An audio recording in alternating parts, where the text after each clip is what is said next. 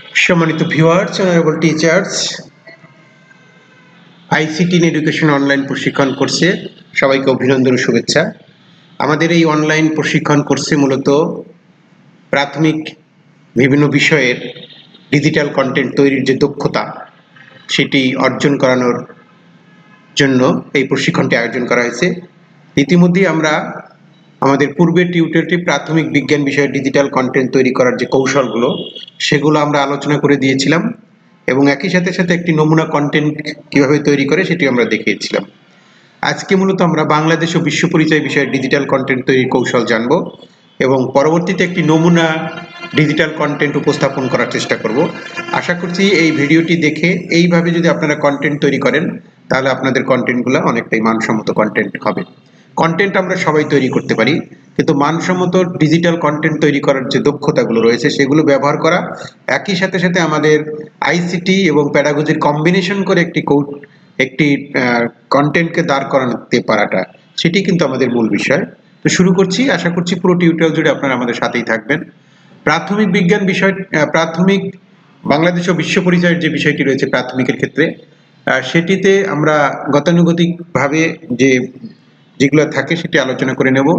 প্রথমে আমরা আমাদের কি থাকে, মূলত বাংলাদেশ ও বিশ্ব পরিচয়ের যে বইগুলো আমাদের করা হয়েছে সেই বইগুলোতে কি থাকে সেটি আমাদের একটু দেখে নিই আগে। এখানে মূলত একটা পাঠকে কয়েকটা ভাগে বিভক্ত করা হয়। প্রথমে থাকে পাঠের বিষয়বস্তু, অধ্যায় শিরোনামের পরে পাঠের বিষয়বস্তু থাকে। পাঠের বিষয়বস্তুতে কয়েকটা ভাগ ভাগ করা থাকে আর কি। তারপরে আমাদের আরেকটা অংশ আছে এসো বলি, তারপরে থাকে এসো লিখি। এসো লিখি এখানে কিন্তু বিভিন্ন কর্মপত্র দেওয়া হয়েছে। তারপরে আরো কিছু শিখি বা করি এবং যাচাই করি। এই 5টা বিষয়ের উপরে ভিত্তি করে আমাদের পাঠ্যপুস্তকগুলো এইভাবে ডিজাইন করা হয়েছে। প্রথমে বিষয়বস্তু থাকে, তারপরে বিষয়বস্তুর আলোকে তাদেরকে বলতে দেওয়া হয় ছোট ছোট প্রশ্ন করে, তারপর লিখতে দেওয়া হয়, সেখানে বিভিন্ন কর্মপত্র ব্যবহার করা হয়, বিভিন্ন তালিকা তৈরি করা হতে পারে, সেটা করা হয়। এরপর আরো সেই জ্ঞানগুলোকে আরো শানিত করার জন্য আরো কিছু কাজ দেওয়া হয়, পরবর্তীতে যাচাই করা হয়। তাহলে এইভাবে আমাদের বইগুলো লেখা হয়েছে। এখন একটা ডিজিটাল কন্টেন্ট তৈরি করতে গিয়ে একটা পাঠকে আমরা যখন ডিজিটালি রূপ দিব তখন আমরা কিভাবে করব। এখানে মূলত আমাদের ছবি বা উপকরণ প্রদর্শন করা এগুলো থাকে আমাদের, ঠিক আছে। বইতে যেটা রয়েছে ছবি সম্পর্কে চিন্তা করে বলতে দিতে হবে আমাদের। তারপর মূল বিষয়ের প্রশ্ন উত্তরে আলোচনা করা, এটা থাকবে আমাদের বাংলাদেশ ও বিশ্ব পরিচয়ের। তারপরে থাকবে যে কর্মপত্র তালিকা তৈরি, সেটা দলগত কাজে হতে পারে। এরপর একটা পরিকল্পিত কাজ থাকবে, পাঠের একটা সারসংক্ষেপ থাকবে, পাঠ্যপুস্তক পঠন থাকবে, মানে পড়ার উপরে কিন্তু এখানে জোর দেওয়া হয়েছে। পরবর্তীতে মূল্যায়ন। হ্যাঁ, এই বিষয়গুলো সাধারণত আমাদের পাঠে বাংলাদেশ ও বিশ্ব পরিচয়ের ক্ষেত্রে এইগুলো থাকে আমাদের। এখন ডিজিটাল কন্টেন্ট তৈরি করতে গিয়ে যথারীতি আমাদের প্রথম স্লাইডে আমরা একটা শুভেচ্ছা জানাবো একটা, এরপরে দ্বিতীয় স্লাইডে নাম, পদবী, শিক্ষকের যে পরিচয় সেটি থাকবে।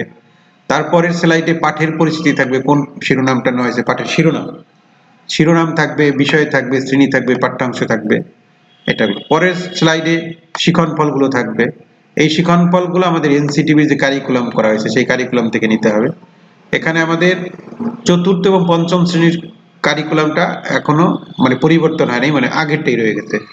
মানে শিখন ফলগুলো যেহেতু বইগুলো এখনো পরিবর্তন আসে নাই, উল্লেখযোগ্য পরিবর্তন হয়নি।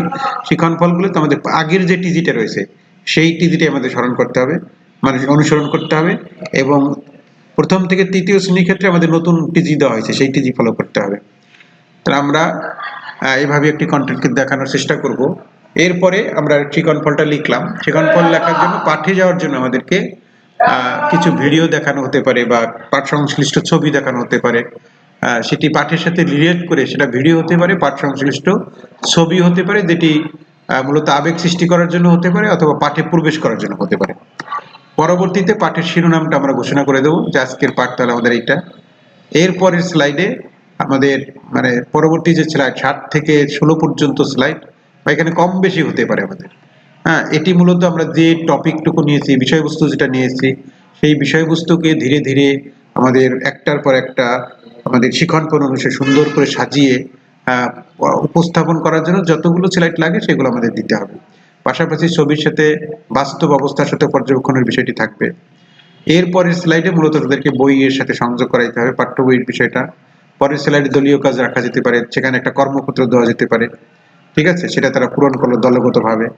পরের স্লাইডগুলোতে মূল্যায়নের উপরে আমাদের বিভিন্ন ধরনের প্রশ্ন হতে পারে, এমসিকিউ হতে পারে, সংক্ষিপ্ত প্রশ্ন হতে পারে, শূন্যস্থান পূরণ হতে পারে, হ্যাঁ, মিলকরণ হতে পারে, এগুলো রাখতে পারি আমরা। পরের স্লাইডে আমরা ধন্যবাদ জানাতে পারি।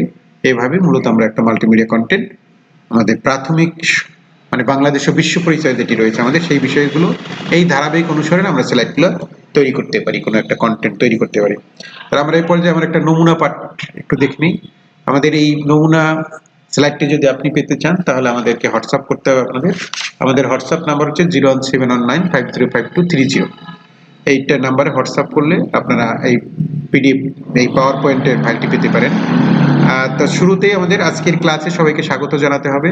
এরপরে এই পাঠ পরিকল্পনা, এই যে ডিজিটাল কন্টেন্ট, এই ডিজিটাল কন্টেন্টটি যিনি তৈরি করেছেন আমাদের সম্মানিত শিক্ষক মুর্জিয়া আক্তার, উনি একজন আইসিটি অ্যাম্বাসেডর, সহকারী শিক্ষক, পালেগ্রাম সরকারি প্রাথমিক বিদ্যালয়, বাঁশখালী। উনি এই কন্টেন্টটি ওনার করা তৈরি কন্টেন্ট, আমরা অনেকটা সংশোধন করে কিছুটা আপডেট করে সেই কন্টেন্টটি ব্যবহার করছি। এরপরে শিক্ষকের পরিচিতি থাকবে। শিক্ষকের পরিচিতির ক্ষেত্রে মানে পাঠের পরিচিতি যেটা আমরা বলছি, অধ্যায়ের নাম, তারপরে পাঠ্যাংশ থাকবে। অধ্যায় হচ্ছে আমাদের দ্বিতীয় অধ্যায় বাংলাদেশ ও বিশ্ব পরিচয়। এখন দ্বিতীয় অধ্যায় যেটা হচ্ছে সমাজে পরস্পরের সহযোগিতা, এইটার মধ্যে বেশ কয়েকটা ভাগ আছে। যেমন পাঠ যেটা 1 আছে, একের মধ্যে নারী ও পুরুষ, এবং এই নারী পুরুষের মধ্যে এই এই পাঠটাকে আবার কয়েকটা ভাগে ভাগ করছে। পাঠ 1 আছে, পাঠ 2 আছে, এই দুটো পাঠ নিয়েছে, অর্থাৎ একটাকে দুইটা পাঠে ভাগ করছে। আজকের এই পাঠে মূলত আমরা পাঠ 1 যেটা নারী পুরুষের পাঠ 1, সেটি আমরা করব, ঠিক আছে, সেই অংশটুকু আলোচনা করব। তো পরবর্তী স্লাইডে যথারীতি আমাদের শিখন ফলগুলো আসবে। এই শিখন ফলগুলো আমাদের কারিকুলাম থেকে নেওয়া হয়েছে, হুবহু কারিকুলামের শিখন ফলটা এখানে আমরা দেখিয়ে দিয়েছি বা উঠিয়ে দিয়েছি। এই শিখন ফলগুলো আমাদের শিক্ষার্থীদের দেখানো যেতে পারে বা পরবর্তীতে শেষ পর্যায়ে গিয়েও দেখানো যেতে পারে, প্রথমেও দেখানো যেতে পারে, শেষেও দেখানো যেতে পারে। এখন এই শিখন ফলগুলো যেভাবে রয়েছে কারিকুলামে সেইভাবে আমরা কিন্তু এখানে দেওয়ার চেষ্টা করেছি, এবং শিখন ফল লেখার যে নিয়ম সেগুলো আমরা জানি। আচ্ছা, এই পর্যায়ে গিয়ে আমরা পাঠে যাব এখন। তো পাঠে যাইতে হলে পাঠের যে আমাদের বিষয়বস্তুগুলো আছে সেটির আলোকে আমরা এখানে দুটো ছবি আমরা দেখতে পাচ্ছি। মূলত শিক্ষার্থীদের সাথে এই ছবিগুলো নিয়ে আলোচনা করতে হবে, যে এখানে একটা একটা ছবি আসবে। প্রথম ছবিতে আমরা কি দেখছি, হ্যাঁ, এখানে প্রথমে একটা ছবি আসবে, এখানে দুটো ছবি একসাথে আসছে, এটা অ্যানিমেশন জনিত কারণে হয়েছে। আমরা একটা ছবি প্রথমে আনবো, একটা ছবি এনে ছবিতে তোমরা কি কি দেখছো, কি মানে ছবিতে কারা কারা আছে, হ্যাঁ, তাহলে নিশ্চয়ই তাদের আলোচনা থেকে যে কথাগুলো বেরিয়ে আসবে। এখানে একটি পরিবার বা এই পরিবারে ছেলে শিশু আছে, মেয়ে শিশু আছে, বা নারী পুরুষের যে বিষয়টা সেটা চলে আসবে। এবং পরবর্তী স্লাইডে যারা কাজ করছে এখানে তাদের মধ্যে ছেলে আছে, মেয়ে আছে, অর্থাৎ নারী পুরুষ, অর্থাৎ এই বিষয়গুলো আসবে। তাহলে আমাদের আজকের পাঠটা কি, আমাদের আজকের পাঠ হবে নারী ও পুরুষ। এভাবে আমরা বিষয়টা চলে আসলো, পাঠ ঘোষণা করা হয়ে গেল। এখন পাঠের যে বিষয়বস্তুগুলো আছে তার উপর ভিত্তি করে আমাদের পর্যায়ক্রমে কিছু ছবি আনতে হবে। আমরা এখানে একটা ছবি দেখছি, এই ছবিটা নিয়ে আমরা আলোচনা করলাম। এখানে কে কে আছে, এখানে এটা একটা পরিবার। তাহলে পরিবারের সবাই কি মিলেমিশে থাকতে হয়, পরিবারের সবাই মিলে মিশে শান্তিতে আমরা বসবাস করি। এখানে পরিবারে কারা কারা থাকে তোমরা বলো একটু। বাবা মা, নানা নানি, দাদা দাদি, যারা যারা থাকে, এদের দাদা দাদি আত্মীয় স্বজনও থাকতে পারে। তাহলে এই কথাগুলো আমরা বলবো। পরবর্তীতে আমরা এই টেক্সট, আমাদের বইয়ের যে টেক্সটটা রয়েছে সেই টেক্সটটা এখানে এসে আমরা মিলিয়ে দিলাম, যে পরিবারে আমরা মা বাবা ভাই বোন দাদা দাদি অন্য আত্মীয় স্বজন মিলেমিশে শান্তিতে বসবাস করি। এটি আমাদের টেক্সটে রয়েছে, ঠিক আছে, বইতে এই কথাগুলো রয়েছে। পরিবারে কারা থাকে, পরিবার কি, এই কনসেপ্টগুলো তারা কিন্তু এখান থেকে পেয়ে গেল।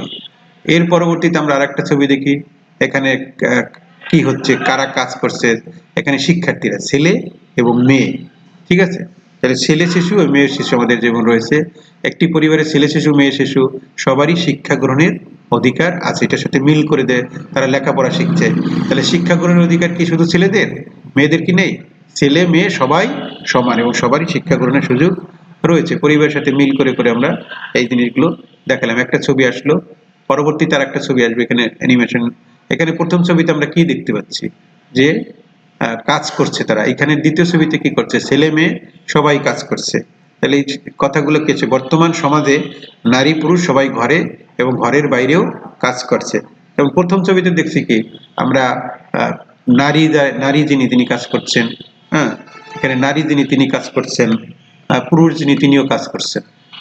ঘরের মধ্যে নারী পুরুষ সবাই কাজ করছে, আবার ঘরের বাইরে মানে চাকরির ক্ষেত্রে মেয়েরাও কাজ করছে, ছেলেরাও কাজ করছে, অর্থাৎ নারী পুরুষ সবাই কাজ করছে এবং সবখানেই নারী পুরুষের কে সমান চোখে দেখা উচিত, এই বিষয়গুলোকে বলা হয়েছে ছবির সাথে মিল করে করে।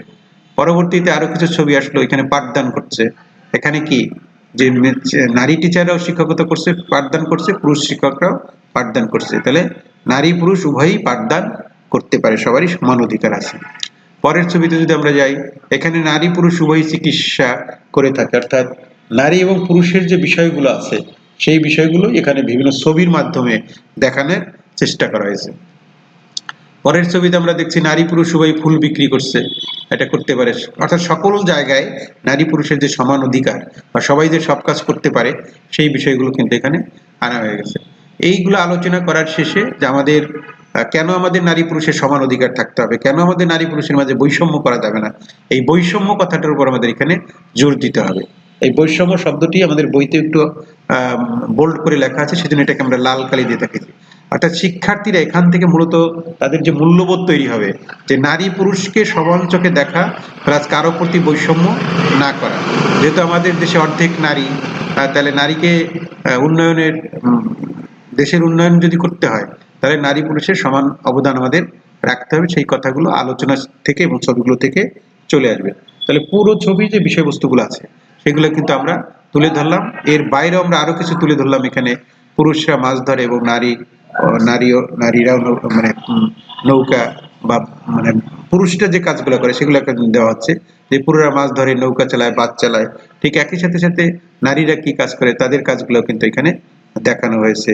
নারীরা শিশু পালন করে, রান্না বান্না করে, সেবিকার কাজ করে, সেইগুলো কিন্তু দেওয়া হয়েছে। এইটা এরপরে আমরা আমাদের একটা দলগত কাজ আমরা দিলাম। দলগত কাজটা বইয়ের সাথে সংযোগ করার পরেও দেওয়া যেতে পারে, আগেও দেওয়া যেতে পারে। আমরা দুটো দলে ভাগ করেছি, একটা হচ্ছে গোলাপ দল, একটা হচ্ছে জবা দল। তো এতক্ষণ ধরে যে কাজগুলো আমরা দেখলাম, সে নারীর উন্নয়নে নারী পুরুষের যে অবদান রয়েছে, অনেকগুলো বিষয় আমরা আলোচনা করলাম এখানে, ছবিতে তোমরা দেখলা। তা সেইখান থেকে তোমরা 4টা অবদানের কথা লিখবা। আর জবা দল বৈষম্য কি, হ্যাঁ, বিভেদ, এই যে বিষয়গুলো এবং নারী পুরুষের মধ্যে বৈষম্য করব না কেন, এটি তারা সেই দলগতভাবে খুঁজে লিখবে তারা। এটা মূলত লিখিত একটা দলগত কাজ। এরপরে আমরা পাঠ্য বইয়ের সাথে সংযোগ করলাম। আমাদের পাঠ্য বইতে যেটা আমি ইতিমধ্যে বলেছিলাম যে পাঠ্য বইতে কি থাকে, একটা বিষয়বস্তু থাকে, আমাদের এখানে বিষয়বস্তুটা আছে, এবং এসোর বলি, এসোর লিখি, এরপরে আরো কিছু লিখি, এরপরে থাকে আমাদের যাচাই করা, এই বিষয়গুলো কিন্তু আমাদের রয়েছে। এর পরবর্তীতে আমাদের জোড়ায় কাজ দিয়েছি আমরা, যে পুরুষের কাজ, নারীর কাজ এবং নারী পুরুষের কোন কাজগুলো করতে পারে সেগুলো লিখবে। এর পরবর্তীতে রয়েছে শূন্যস্থান পূরণ, অর্থাৎ নারী পুরুষের মাঝে ড্যাশ করা উচিত না, এটা হচ্ছে বৈষম্য করা উচিত না। একটি পুরুষ পরিবারে মেয়ে ও ছেলে সবাই সমান, দেশের উন্নয়নে নারী ও পুরুষের সমান, এটা মূল্যায়নের জন্য আমরা একাধিক স্লাইড আমাদের এখানে রয়েছে। পরবর্তী স্লাইডে মূলত আমরা মূল্যায়নের জন্য আরো কিছু প্রশ্ন রেখেছি এবং সর্বশেষ আমাদের পরিকল্পিত একটা কাজ রয়েছে। পরিকল্পিত কাজ যেটি রয়েছে, ছেলে ও মেয়ের কি একই ধরনের খেলনা দিয়ে খেলে, এই যে একই রকম এবং আলাদা বিষয়গুলো ছেলে মেয়ের আলাদা হয় যেটি, সেটির একটা তালিকা তারা করে নিয়ে আসবে। আমরা এখানে অনেকগুলো দেখিয়েছি যে ছেলেরা এটা করে, মেয়েরা এটা করে, তার একটা তালিকা তারা করে নিয়ে আসবে। এইভাবে সবাইকে ধন্যবাদ দিয়ে আমরা আজকের এই পাঠটি শেষ করব।